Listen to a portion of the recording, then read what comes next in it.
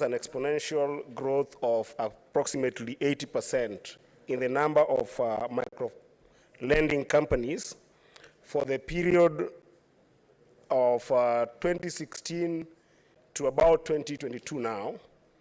This growth has been as a result of the prevailing unemployment and underemployment levels in Kenya that have led to a significant number of Kenyans turning to get loans to establish businesses and or supplement their meager economic earnings.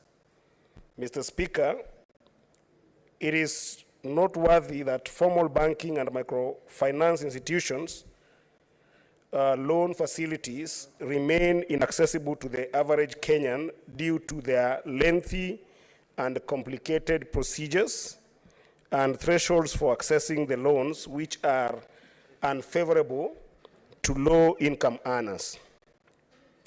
To make the situation worse, Mr. Speaker, micro-lending companies offering unsecured loans provide small loans which are not significant enough to finance or establish a relatively good business venture.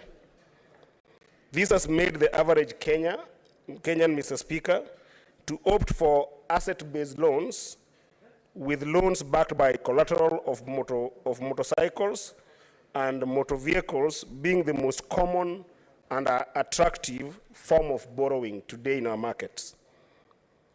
Mr. Speaker, microlenders such as Mogo, Watu, Progressive Credit, Tugende, and Mkopa, who took up the space in this niche, are offering their products at exorbitant interest rates, usually averaging between 4.5% per month and about 5% per month, and generally going to about 54% per annum, Mr. Speaker.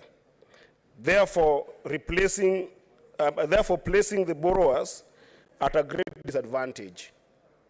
Needless to say, Mr. Speaker, these exorbitant interest rates, in light of the prevailing economic conditions, result into default on payments and repossession of the buckling collateral assets,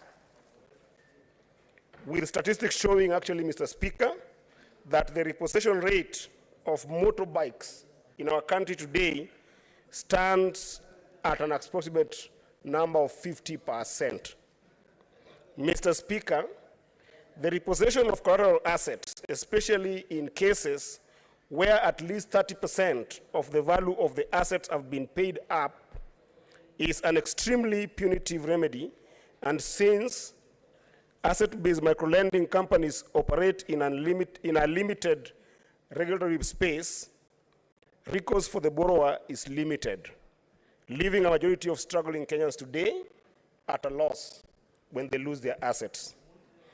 Mr. Speaker, these high interest rate loans and the punitive remedies on default only exacerbate the unemployment challenge in the country by significantly reducing net revenues to businesses and leading to closure of businesses in extreme cases, with the end result being that the borrowers get trapped in a vicious circle of poverty, Mr. Speaker. And Mr. Speaker, there's need to protect the average Kenyans that find themselves in such situations of exploitation, to align the underlying contracts to the exigencies of the state and to ethical norms. I note, Mr. Speaker, with concern that the strides made in the regulation of microlenders with the enactment of the Central Bank Amendment Act of 2021 only empowered the central bank to regulate digital credit providers.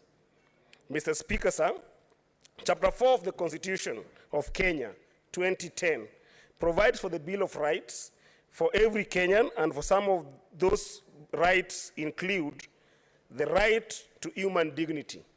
And Article 28, the right not to have their possessions seized, and the right to information necessary for them to gain full benefit from goods and services provided within our borders. Mr. Speaker, Amendment number 9 of 2006 of the Kenya Banking Act introduced the independent rule into Kenyan legislation, which provides that the sum of the interest and the legal costs in respect of the outstanding debt may not exceed the initial capital amount of the contract. If the independent rule is applied, the running of interest stops when unpaid interest equals the outstanding capital balance, and that expenses incurred in the recovery of any amounts owed by the debtor may be recovered. Mr. Speaker, sir, the legislature is known to intervene in certain circumstances by way of legislation designed to protect Kenyans from the harsh effects of transactions induced to benefit commercial interests in disregard of the principles of social justice. I would therefore, Mr. Speaker, like to conclude by appealing to this Senate to call upon the Ministry of National Treasury and Economic Planning, 1, to bring into regulation all asset-based microlending companies replacing a ceiling on the interest rates chargeable on their loans. 2, extend the application of the independent rule in limiting the amount of interest recoverable on defaulted loans by microlending companies, and capacity build before the